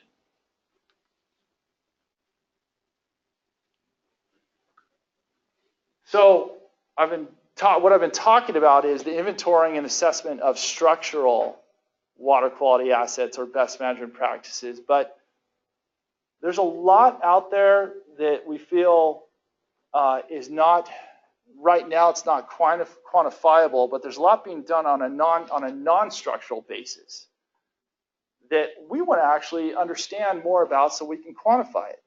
And this kind of gets at some of the things that June talked about and Patrick was talking about and Leanne were talking about, some of the water conservation efforts. How do we quantify those? Well, we think that through this same application, we can start to inventory, if you will, where some of the water efficiency measures that are being implemented by agencies like Molten Water District, where are those being implemented? Or maybe even more importantly, some of the behavior change that Leanne was talking about, where is some of that occurring? Because there is a corresponding reduction in dry weather runoff associated with both those runoff conservation measures and those behavior changes. But right now, we don't have the ability to really quantify that. This application will hopefully allow us to start to harvest that data so that we can begin quantifying some of that.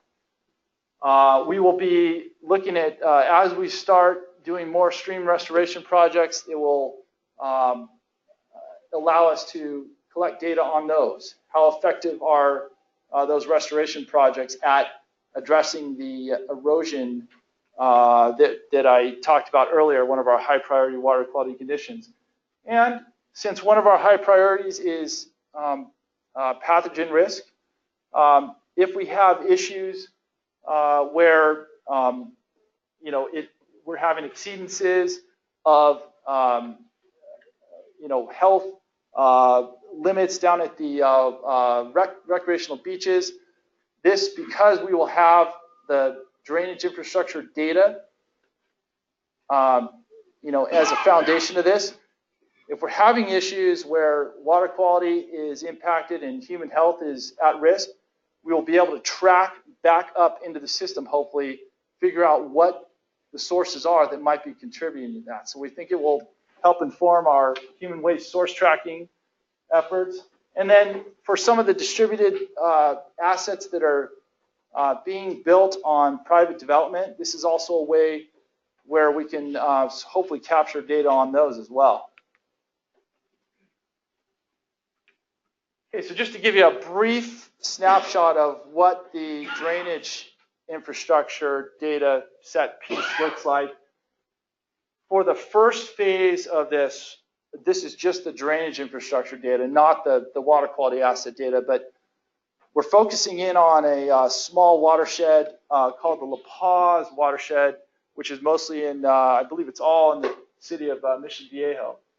reason we're starting with this area is because we have really granular, high-resolution data on a local scale as well as regional scale. So we have really good data from the city of Mission Viejo down to really catch basin detail of how runoff moves through the system. And then, of course, we have regional data from the county that we're incorporating and integrating with that. So what we're doing, once we've connected the local infrastructure to the regional data, what we're doing is we're integrating a digital elevation model so we can understand the hydraulics and the hydrology associated with that infrastructure. Every red dot you see on this slide here represents another input into the system. So now that we know where the inputs are and we know how runoff moves through the system, if there's an asset, a water quality asset, structural and non-structural, upstream of one of those inputs, we can then quantify what that asset is doing. And if we know the condition of it, we can start modeling its performance. And so there's going to be a lot of data coming into this platform. It's going to be integration of a lot of data. But what I like to think of is at the end of the day, hopefully, if this all works, I'm a huge fan of dashboards. Again, I'm a data advocate. I don't know all of the intricacies of data, but what I hope to have as a dashboard someday real soon is this pie chart right here. This pie chart represents water balance on a watershed scale. And what you see right now, the largest piece of this pie chart represents the volume of untreated stormwater runoff for the South Orange County Watershed Management Area.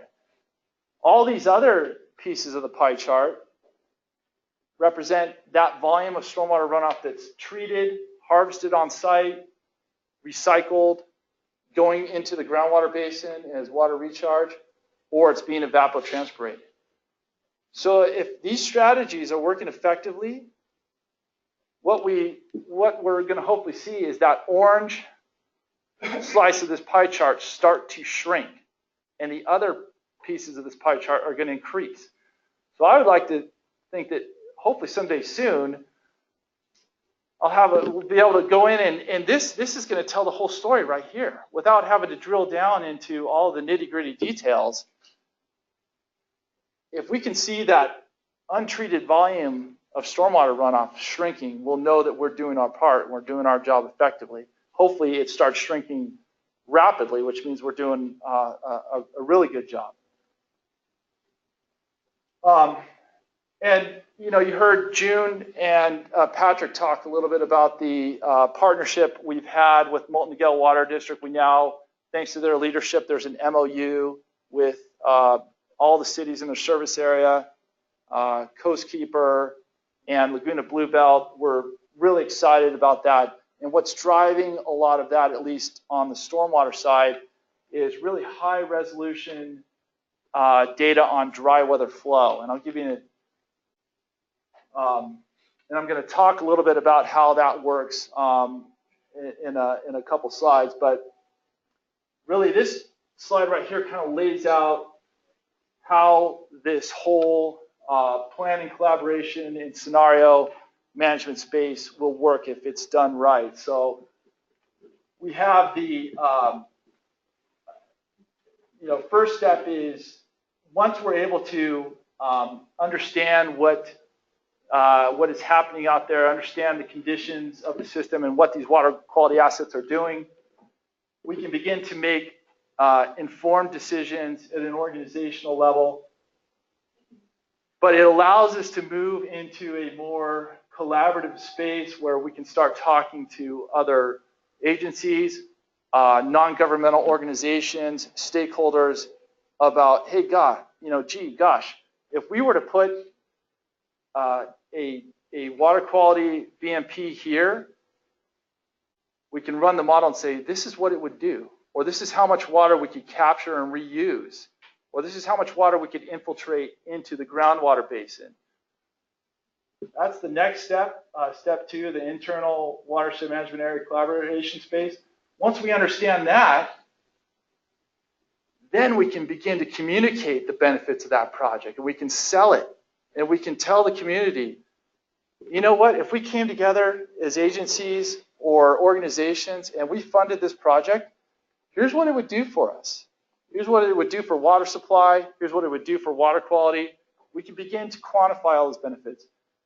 And then the nice thing about it is if it gets built and actually put in the ground, we have a mechanism to actually track its progress, what it's actually doing, and report out on that. So that's the vision for it anyway.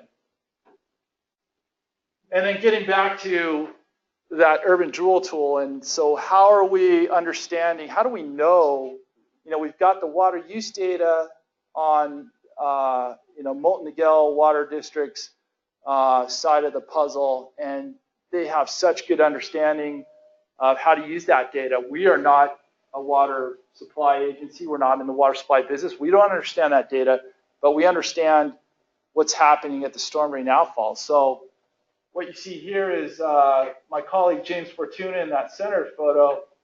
He's in a large storm drain pipe that discharging one of our creeks. And what we do is we install these sensors, ultrasonic sensors that go in the top of these pipes. They shoot a beam of ultrasonic intensity, and then they're able to measure the depth of water in that pipe so that we can get a quantification of flow. Now, what you see in that image above James is data from one of these sensors, and every spike you see in that graph is basically another day. So what you're seeing from the bottom of that graph to the top of that graph, it's only about a difference of about a tenth of a cubic foot per second. This is measuring in cubic feet per second, but that's over an entire day. So even though you're seeing, and so what we're seeing in some of these outfalls is this daily ebb and flow of discharge. So we're seeing peaks and valleys, and what that's telling us is that there is an urban runoff signature in that tributary area. Well, these are days where there was no rain. So the question is, where is all of that water coming from? And that's what the MOU, the Urban Drought tool effort in partnership with Molten Miguel Water District and all the other partners, that's what that effort is going to get at. Where is that water coming from, and how do we address it in better management? It might be a matter of changing behavior, or it might be that we need some structural infrastructure to help us do that. But this is going to provide the data information so we can make decisions about that as we move forward. So wrapping up, we think that OC Stormwater Tools, which is the application that's being developed as a special study of the Water Quality Improvement Plan, we think it's going to lay the foundation for the municipalities of South Orange County to quantify, track, and communicate progress toward achieving the goals of the Water Quality Improvement Plan. We think that it's going to help facilitate a lot of really good collaboration with partner agencies and other stakeholders in the watershed. We're already seeing some great partnerships and collaboration. We think it's only going to get better and improve and grow over time because we're going to have a lot of good data that we can use to help inform decision making. And overall, we think it's going to be a platform that's going to help inform stormwater management through a data-driven approach. And with that, that's my contact information, and be happy to take any questions.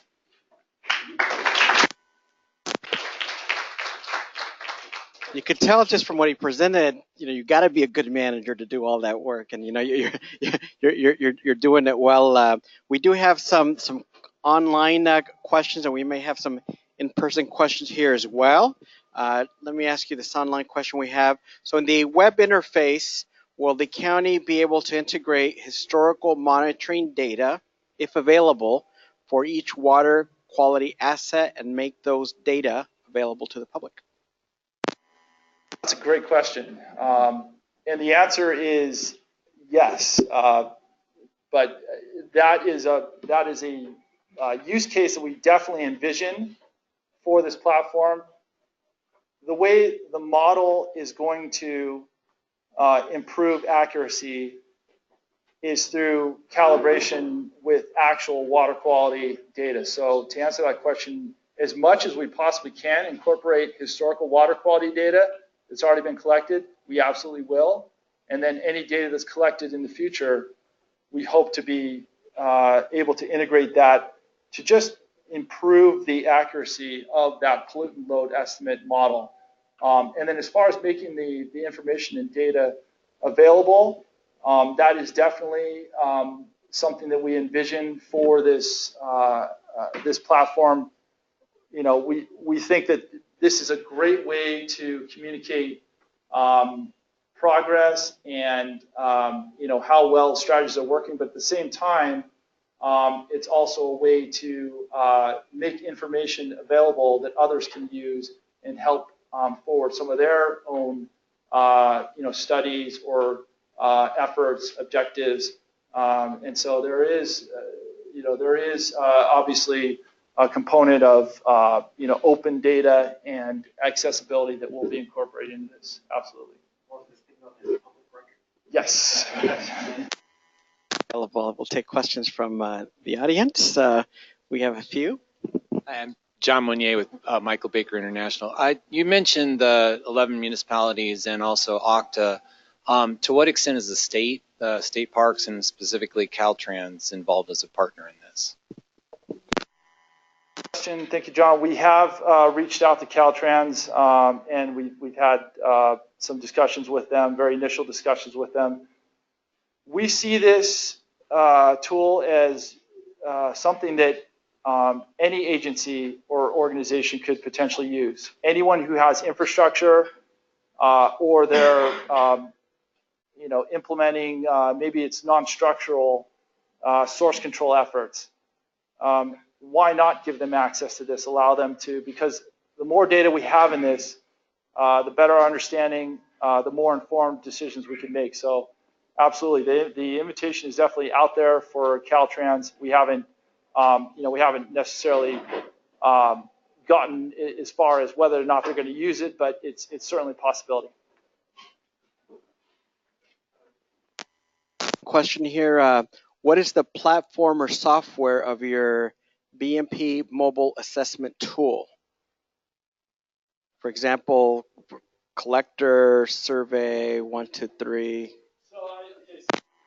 Into a technical question where this is where my data advocacy reaches its technical limits. So I can't give all the specifics on what the specific platform is. It is being developed on an open source platform, so you can actually go into GitHub for you data scientists out there if you want to get into some of the nitty-gritty coding behind all of this wonderful you know, all this wonderful web-based, you know, ability. So there is information on a site called GitHub. If you look up OC Stormwater Tools, you can actually get information on some of the coding behind all this. That sounds good. If we get the information there, we may be able to Absolutely. Absolutely. I'm Roland with the Orange County Vector Control District. I actually have a few questions. First is this, is it only South Orange County or is it the entire Orange County that will implement?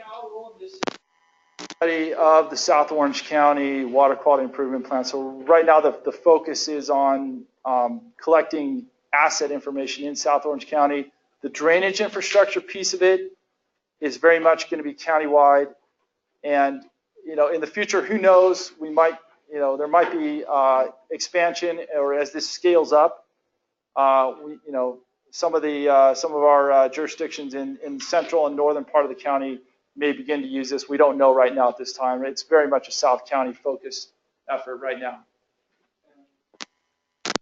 The tool also going to incorporate private structural BMPs as well?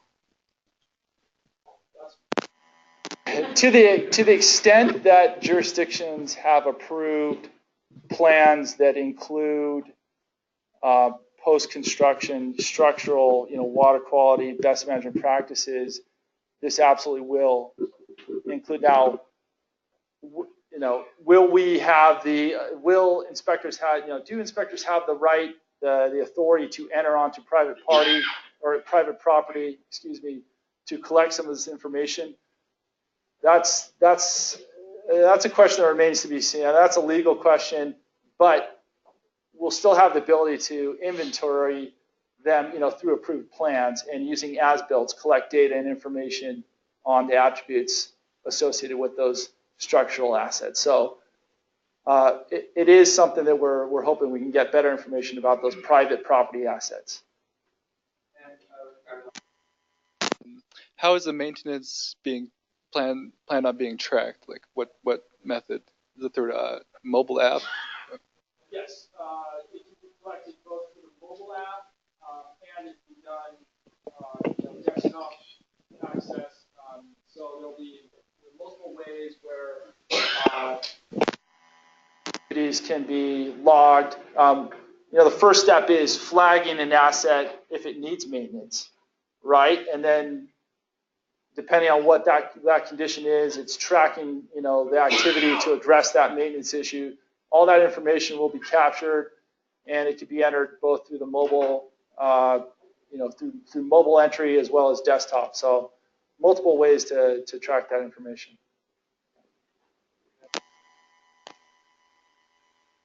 Want to know? I think this gentleman, you're from Vector Control. I think you already asked. I'm just want to make sure that we're clear. I know Grant. By the way, Grant is a tremendous resource. Whenever I have a technical question, he sometimes has answers that, no offense, but because I'm also a vendor, and sometimes I can't get it from my clients, but I know he might be sitting on it. I wanted to ask that pie chart that you showed, and I think this gentleman already asked the question. The pie chart you showed is specific to South Orange County. Grant, if you could put that back up again. I think that's a very instructional pie chart. I'm not completely happy with it, but then again, that's not my role to be happy. I would have everyone note that one of the things Clean Water Now is pushed for is optimization at treatment plants to a tertiary level. So when I look at Harvested, I often think the Latham plant in Dana Point. For those of you that don't know it, there is no reclamation that takes place at the Latham plant.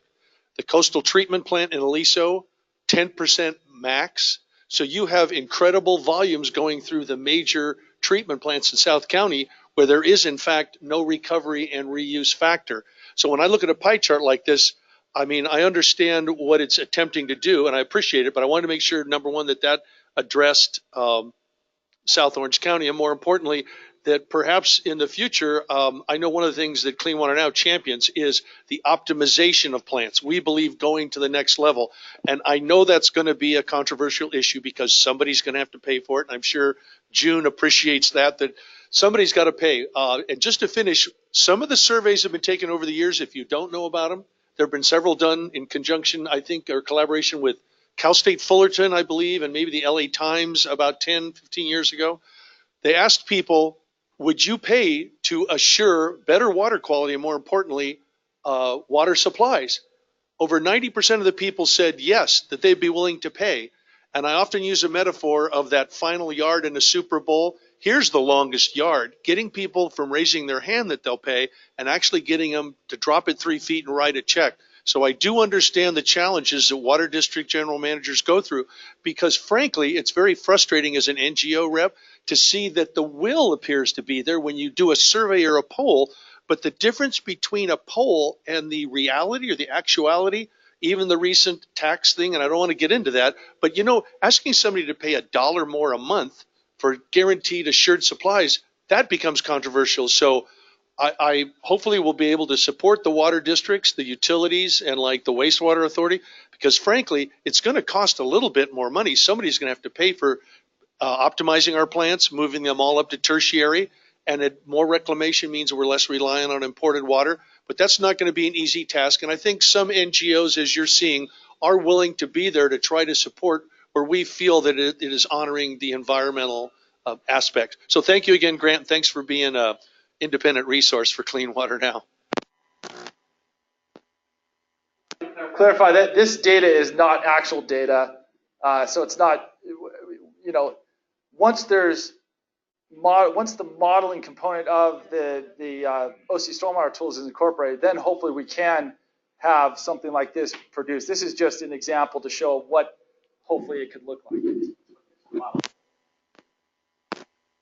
Sean, South Coast Water District. Excellent job, Grant, and great work. I'd also very much like to see that untreated part of the pie go down. But with that in mind, I think there's a big disjuncture between what you're trying to do, trying to remove the urban runoff from getting to the ocean, et cetera, et cetera, et cetera, and the State Water Resources Board. And I can tell you that because I'm in the middle of it right now, getting the permit or the permission to be able to draw from that tributary and use that for reclaimed water, beneficial use.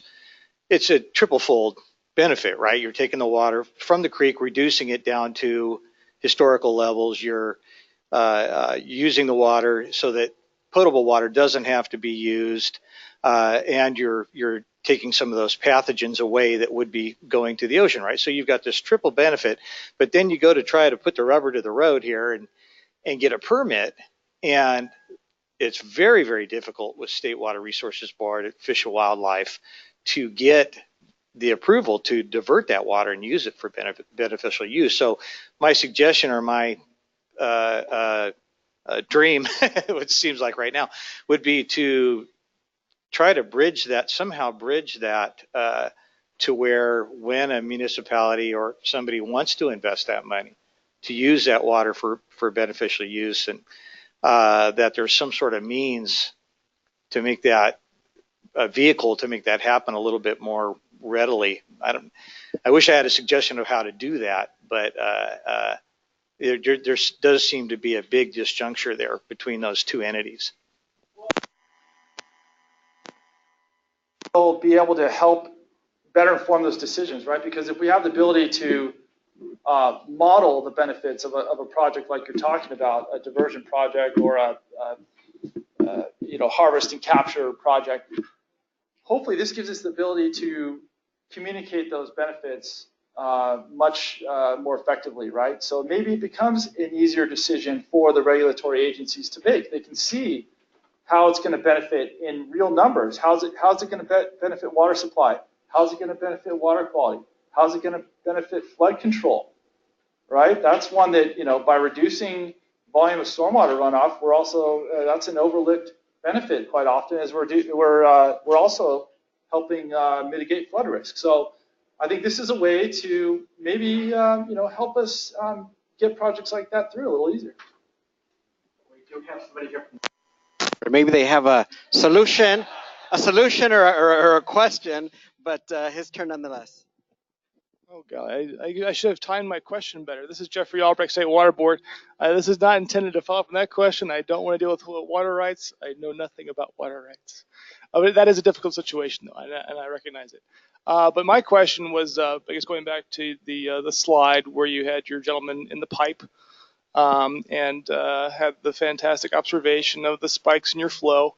And I was just curious as far as what resources you know about as far as the technology to collect that data. What are the proprietary pieces of the toys that you use to collect that data?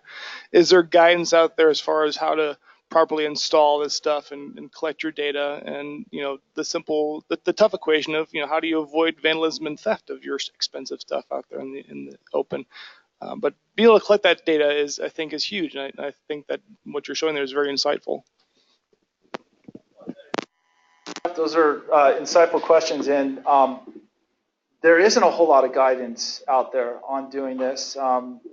We did talk to some other agencies before we invested in some of this equipment, so we were able to get some anecdotal information. But if you go to actually research it, there's not a whole lot of information out there on what's an effective way to do this. So a lot of it has been kind of trial and error. And I can tell you that the first few times we installed these devices, it took our crews, on the order of about 3 to 4 hours. Now we can do these with a 2-man crew in about an hour. And they transmit data through a cellular network in real time so that we can get that data whenever we can access the data whenever we need to or want to, but we can also bring that data into other databases through web services, which is really the beauty of it, right? So then we can incorporate this data into other, data visualization products. And so that's really the nice thing here with tools like this. And the technology is changing so rapidly. It's just getting better and better. And so the cost of these devices is dropping, but their performance is going up. And so, I think that there's definitely, I think, a data gap out there in terms of the, sort of the guidance and the knowledge and the understanding of, for agencies, if they're going to make an investment in doing this, there's not a whole lot of good guidance out there on it. How vandalism?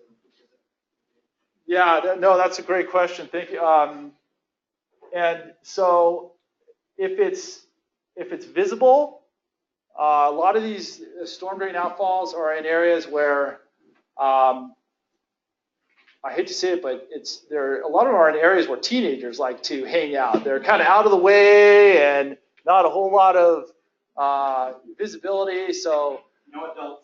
No adults around. So we have had incidents where there has been some minor vandalism, but overall we try and locate these so they're far back enough in the pipe where they're not highly visible for someone who's in the vicinity, and that seems to work pretty effectively. But overall we've had pretty good success. We've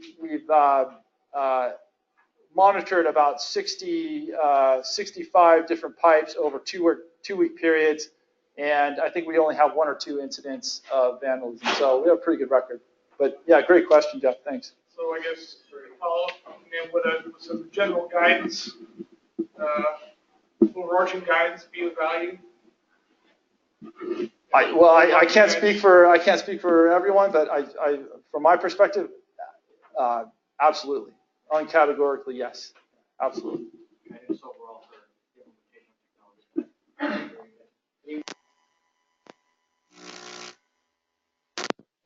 Let's wait so that the webinar participants can listen in. Mike Whipple, Orange Coast Watershed and Environmental Center.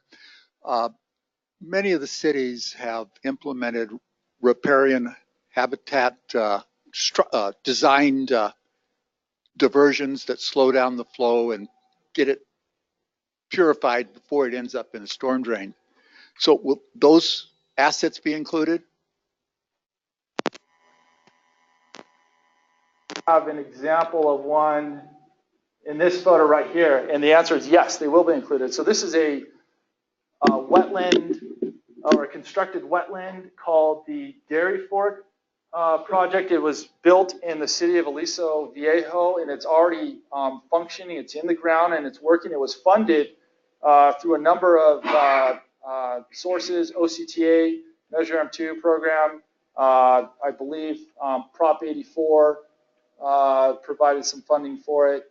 But so yes, those types of, even though they're not gray infrastructure, it's not concrete, it's more of a soft asset or a green asset. Absolutely, those are going to be inventoried, and we're going to understand how much runoff is flowing through those, and be able to model and estimate what the pollutant load reduction performance is from those systems. We have the same thing in Blue Miguel. Structures like that divert, treat the water. That was implemented rather than putting the storm water into a sewer system to treat it to get to a level that would reduce the load. The second thing is there's a lot of homeowner associations that have assets also. Some riparian habitats, some storm drains, some other storm conveyance systems. Will that be incorporated?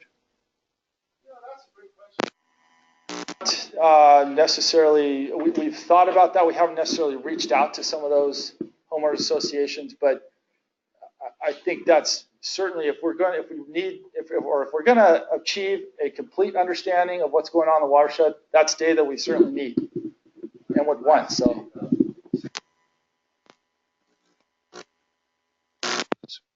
So they store water on site. So will that be incorporated also? Yes. Say Costco has a cistern on their development, so could be a retail outlet. Right. Now, those will be inventoried, correct. And they'll either be inventoried through the approval of those plans, those construction plans, or through on-site verification inspections as inspectors go out to verify that those assets have been built according to those plans. Then that's an opportunity to capture that into this platform. Sure. Let's get back around.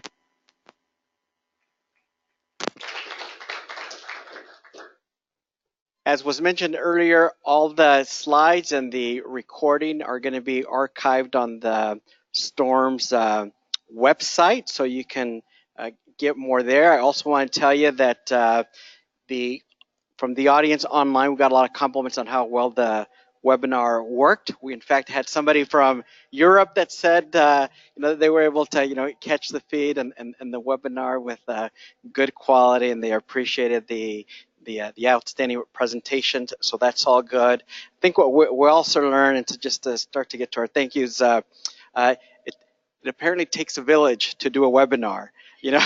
We have some great local support from Molten, and obviously, the state board made all this happen. So I do want to personally again thank Jeff Albrecht from the state board for being here and bringing us all together. I want to thank the other presenters.